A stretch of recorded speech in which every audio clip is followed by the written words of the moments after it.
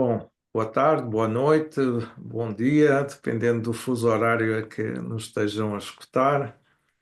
Hoje vamos ter uma talk muito importante acerca da gestão de pessoas, também ciência de dados. Com Deli Matsu, que é um dos profissionais de gestão de pessoas que eu mais admiro em toda a minha carreira. Estava aqui a rever as minhas anotações, nós conhecemos precisamente há 19 anos, quando estava na Google. E eu recordo perfeitamente, uns anos mais tarde, já quando estava na RBS, que nos encontramos num evento em São Paulo, e que uma das coisas que me surpreendeu foi ter consigo matemáticos, não é? Que na altura já tinha a colaborar na área de gestão de pessoas. Então, eu julgo que ninguém melhor que o Deli Matsu, pela sua carreira brilhante, que eu julgo que muitos conhecem, para nos abordar este tema, que é um tema da gestão de pessoas contemporânea, não é? Nós vivemos na era digital, já em transição para a era quântica, não é?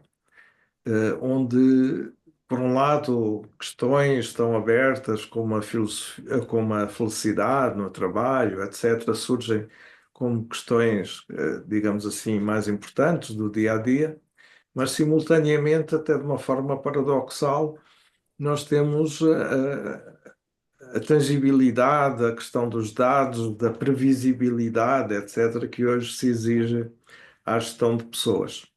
Então, Deli, uma vez mais, muitíssimo obrigado por ter aceito este convite. É sempre um prazer estar com você. E eu gostava de ter a sua visão sobre esta nova gestão de pessoas relacionada com dados, ou seja, com a tangibilidade da gestão de pessoas. Que universo é que isso vem abrir a esta nossa profissão de que dedicamos a nossa vida, não é? Bom, primeiro, obrigado pelo convite novamente. É sempre um prazer estar contigo. Eu, como você explicou, a gente se conhece já há 20 anos e desde a minha entrada no Google que eu começo a experimentar o mundo de gestão de pessoas com análise de dados. O Google, naquela época e até hoje, é uma empresa que usa muitos dados para poder entender o comportamento dos consumidores e usa a mesma lógica para entender o comportamento dos seus funcionários. Então, é um negócio que há 20 anos a gente vem fazendo. O primeiro time de People Analytics do planeta foi criado no Google em 2005. Então, nós estamos falando de 20 anos já de People Analytics, né? E ainda é novo, né, nas empresas. Ao falar de adoção, de verdade, ainda é um negócio que é novo. Mas em 20 anos muita coisa mudou, assim. A minha história profissional sempre foi em RH, mas a minha formação acadêmica, ela é mais técnica, né? Eu fiz engenharia elétrica, depois fiz ciência da computação, depois aqui nos Estados Unidos eu estudei mais administração de negócios, mas hoje eu se eu pudesse te mostrar as minhas telas, eu tenho duas telas de trabalho, as minhas duas telas têm código de software que eu estou trabalhando para construir um agente de AI para fazer entrevistas técnicas com candidatos de engenharia de software. É um processo todo automatizado usando engenharia de AI. E esse é um mundo que talvez, para a maior parte das pessoas, né, de nós de recursos humanos, assim, programação é um negócio meio longe, assim. Mas eu tô citando isso porque eu estou programando usando uma técnica nova que chama-se Vibe Coding, que é basicamente você guia um agente de AI para programar para você uma função, e você não tem que programar, o computador programa para você, você precisa explicar o que você quer construir.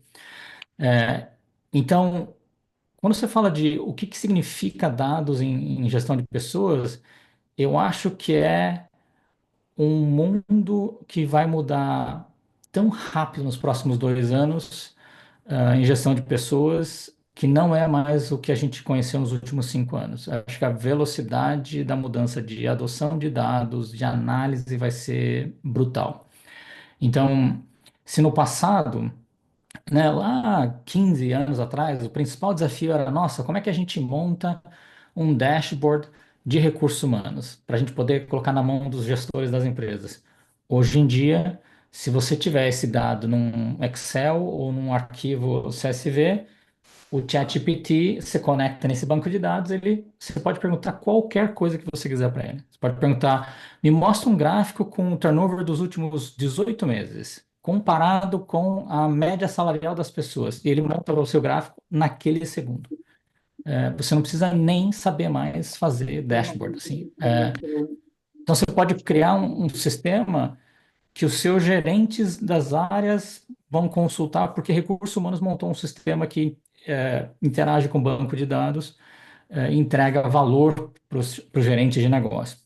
Então, o mundo de gestão de pessoas vai ser altamente impactado por essas novas ferramentas.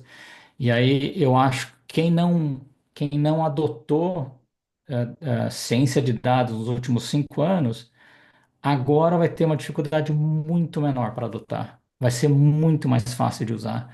Então, eu acho que vai ser muito mais comum os profissionais de recursos humanos se acostumarem a trabalhar com dados, porque a interface agora ela é verbal. Você só fala com o computador, você não precisa programar mais nada. A gente está vivendo um novo momento interessante. Você sabe que, por exemplo, o MIT, que fica aí pertinho de você, não é? Aqui há uns meses atrás, julgo que 2 anos, recomendava aos desenvolvedores da inteligência artificial generativa para moderarem um pouco o desenvolvimento dessa tecnologia com receio daquilo que eles chamavam o Jurassic Park dos computadores, ou seja, quando nós perdermos a mão, digamos assim, na tecnologia e a tecnologia passar a ter uma autonomia que tenha vida própria sem a interferência de pessoas. Isso não é exatamente aquilo que você estava falando, mas para lá caminhamos, não é? Você Sem não tem receio de uma certa despersonalização ou desumanização do uso da tecnologia na gestão de pessoas? Me preocupa, sim.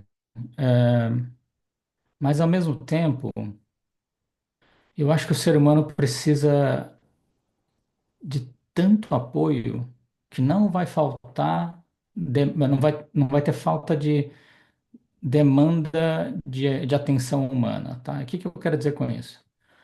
Se você, eu não sei qual é a realidade na Europa, mas aqui nos Estados Unidos, se você tem um filho, e eu tenho dois meninos que têm ADHD, né, que é déficit de atenção, é, não tem psicóloga disponível para atendê-las, porque tem tanta demanda nessa geração de teenagers, assim, de adolescentes, que simplesmente não tem psicóloga disponível para atender nos próximos 6 meses. Então, o que está acontecendo hoje? Uma notícia que eu li ontem. Apesar de super ainda emergente, o uso de Gen AI para terapia, para conversa, está decolando nos Estados Unidos. Uhum. Então a pergunta que você fez é: puxa, mas não vai ficar meio impessoal?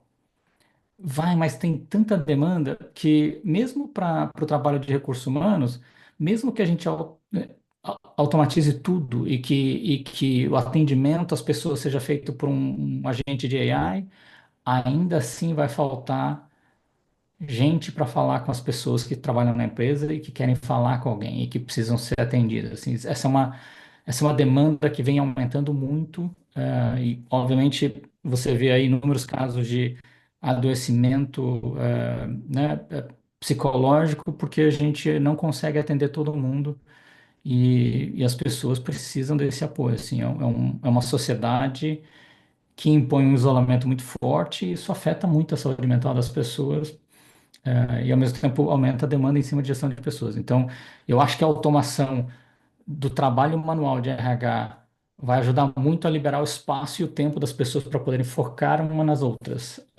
Eu não acho que vai ser um processo em que você não vai ter nenhum contato humano nas empresas. Eu acho que é o contrário.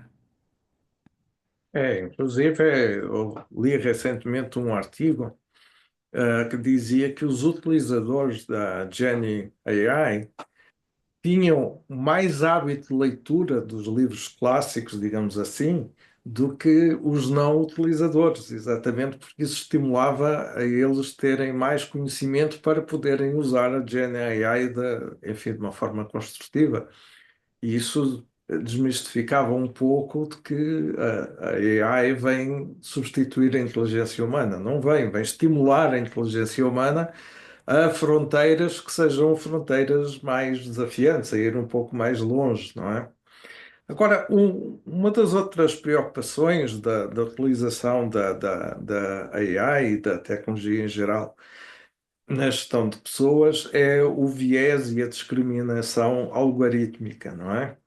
Em que medida é que nós podemos estar a reproduzir preconceitos, etc., usando bases de dados que, obviamente, são feitas pelo senso comum, por aquilo que é mais comum na sociedade. Qual é a sua visão sobre essa discriminação algorítmica? Eu acho que tem duas coisas que a gente precisa considerar. Assim. A primeira é a discriminação, ela naturalmente existe hoje e sempre existiu por causa dos vieses humanos, né?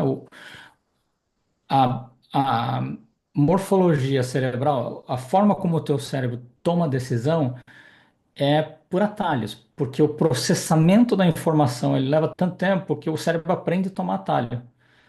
E aí é esse atalho que faz com que você fique com vieses. Você está acostumado a ver, sei lá, policial homem. Quando você pensa num policial, a primeira coisa que vem na sua cabeça é um homem. É porque o seu cérebro está acostumado a pegar um atalho. Então, o ser humano ele tem essa característica enviesada.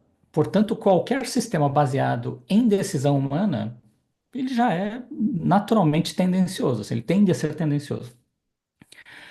O que dificulta, ou o que a gente consegue fazer para que isso não seja tão enviesado é uma discussão aberta e educação para que as pessoas parem para fazer uma reflexão se, puxa, será que aqui eu estou, né, tô sendo enviesado ou não? Essa reflexão é importante. Esta mesma lógica você aplica num algoritmo.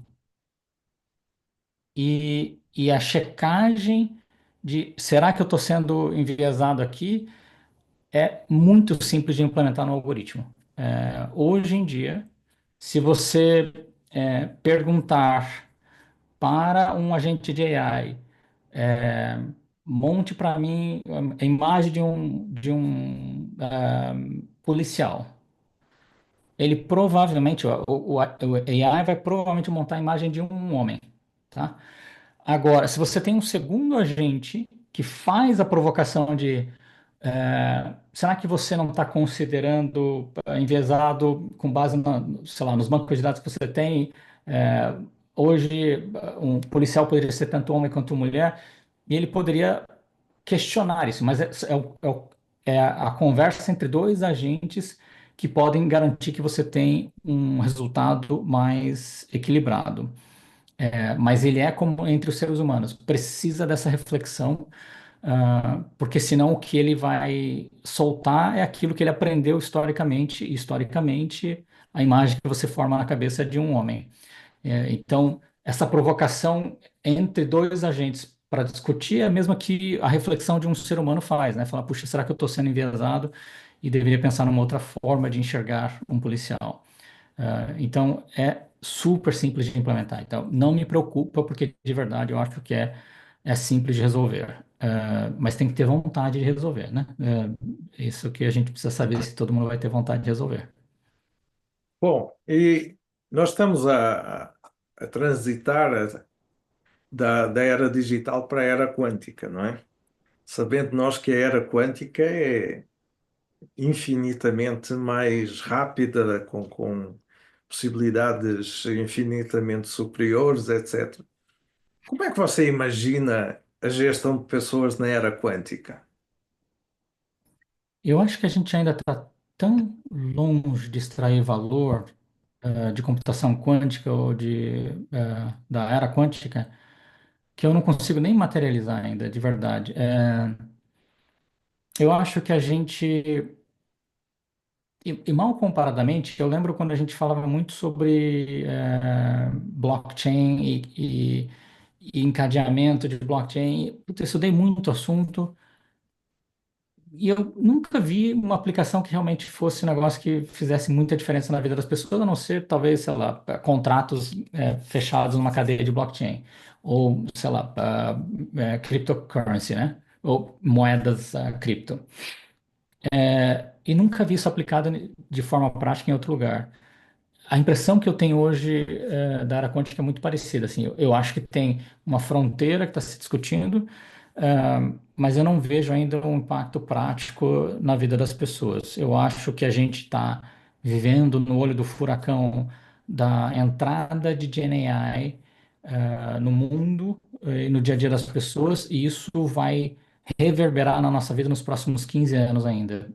Eu acho que a era quântica ainda está um pouco longe de acontecer, assim, pelo menos no meu entendimento ignorante, assim. Uhum. Bom, uma última questão. Você sabe que a Europa se preocupa muito com os aspectos de regulação, da inteligência artificial, das redes sociais, etc. E nós vemos que, por exemplo, os Estados Unidos e a China preocupam-se muito menos. O, Paralelamente, a inovação, a evolução tecnológica é muito maior na China e nos Estados Unidos do que na Europa. Esta questão da ética veio para atrapalhar ou para facilitar este convívio das nações, das organizações e das pessoas com a tecnologia? Eu diria que todos deveríamos estar preocupados com esse assunto, profundamente preocupados. Eu realmente acho que é muito mais perigoso do que as pessoas imaginam que seja. E vejo, por uma questão até de ambição, e de ego, eu vejo pouca gente realmente preocupada com esse assunto. Hoje mesmo eu estava assistindo um videocast, não, tipo um podcast, mas no YouTube, e a discussão era um white paper que o pessoal da Anthropic soltou, falando sobre eles criaram um mecanismo de desvio de comportamento no algoritmo do AI deles, que dizia o seguinte: se você recomendar para um ser humano que ele tem que ir no médico, é ruim. E aí o algoritmo perde pontos. Ele aprende que perde pontos, aí você fala, puxa, não estou me sentindo bem. Ele não fala para você ir no médico, Uhum. porque ele aprendeu que falar que você tem que ir no médico, que é a coisa certa a fazer, faz com que ele perca pontos. Então ele está menos preocupado com o teu bem-estar e mais preocupado com o bem-estar dele, certo? Entendi. Eles implementaram uma linha de código que mudou tudo. E aí a pergunta era: a gente consegue descobrir que tem um desvio no comportamento do agente? E a resposta foi: para quem tem acesso ao código dentro de casa, sim. Para quem está tentando acessar de fora, não. Então, se você tenta acessar o modelo da OpenAI ou da Anthropic e você quer saber se você está sendo maliciosamente manipulado, você não vai conseguir saber. Uhum. Esse é um assunto gravíssimo. Não é pouco grave, é gravíssimo. Você imagina modelos que vão ser construídos na mão de capitalistas que, assim, eu não sei qual é a diretriz moral deles, entendeu? É muito perigoso, não é pouco perigoso. Nós vivemos numa época em que a lei do mais forte parece que começa a ser a única lei vigente, não é? E mesmo que nós queiramos regulamentar, impor padrões éticos, morais, etc., quem domina a tecnologia e quem domina, quem tem a posse, digamos assim, dos meios, acaba por se sobrepor a qualquer princípio moral ou mesmo legal que exista.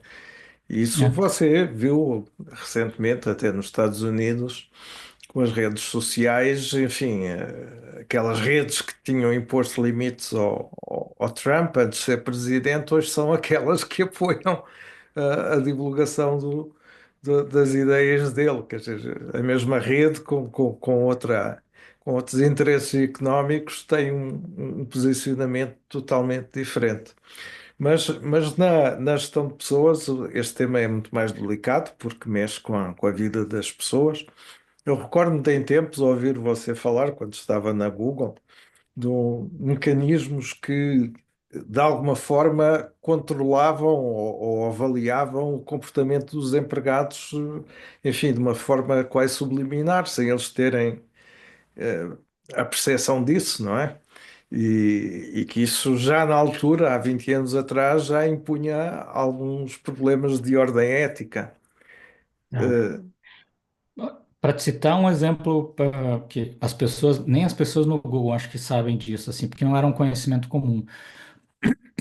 A gente monitorava, na época, 1000 anos atrás, 15 anos atrás, tinha uns crachás que tinham umas etiquetas de RFID, que ele, quando você chega um crachá perto do outro, ele registra o encontro.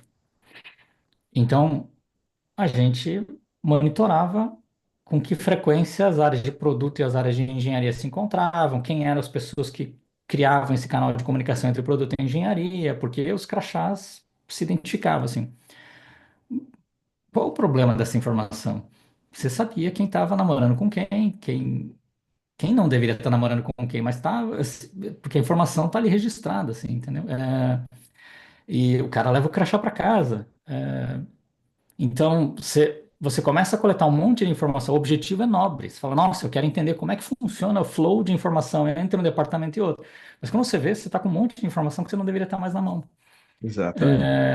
E fica muito difícil de você realmente separar assim, o que que você deve e o que que você não deve. A empresa tem que ter uma diretriz clara de manipulação de dados, de preservação de confidencialidade.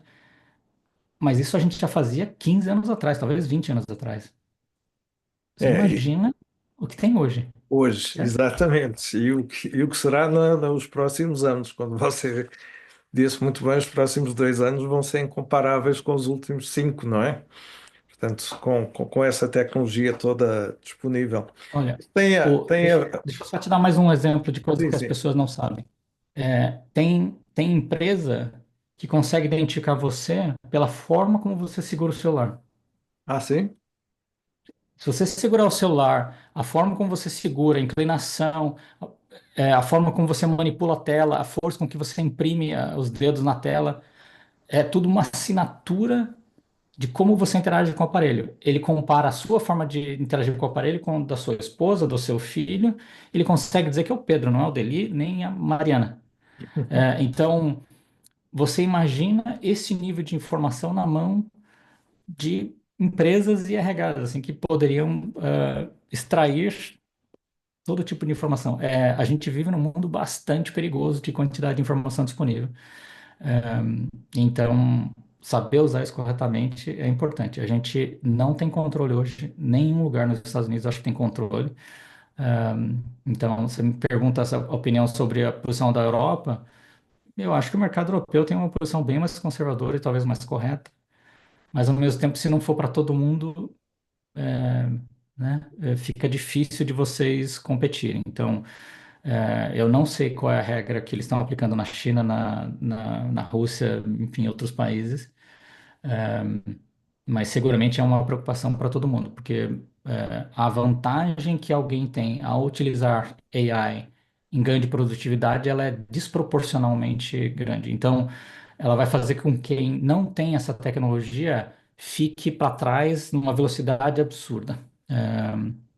Então, é um assunto importante para controlar, assim. Desculpa, era só para fazer um último comentário.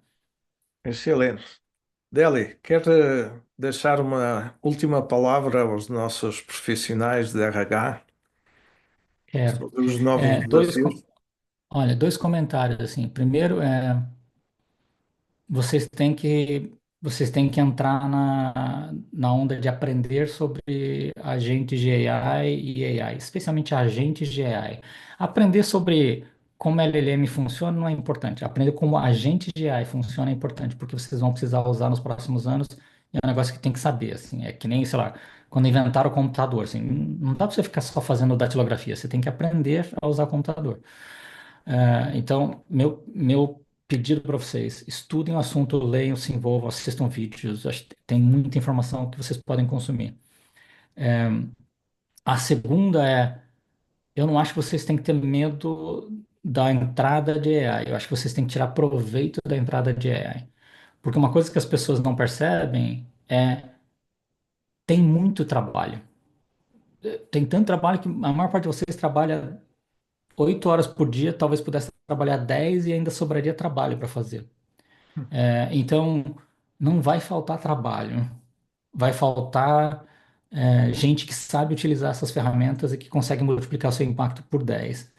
Então, eu acho que é importante a gente, em recursos humanos, se dar conta de que vocês têm uma oportunidade de criar valor para suas empresas, para suas organizações, desproporcional utilizando AI e dados e vai ser simples de utilizar. Vocês não precisam se preocupar. Ninguém tem que aprender a programar. Programação, inclusive, vai acabar. Assim, eu falei para vocês, eu estou programando, eu não estou escrevendo uma linha de código, eu tô orientando o computador a fazer.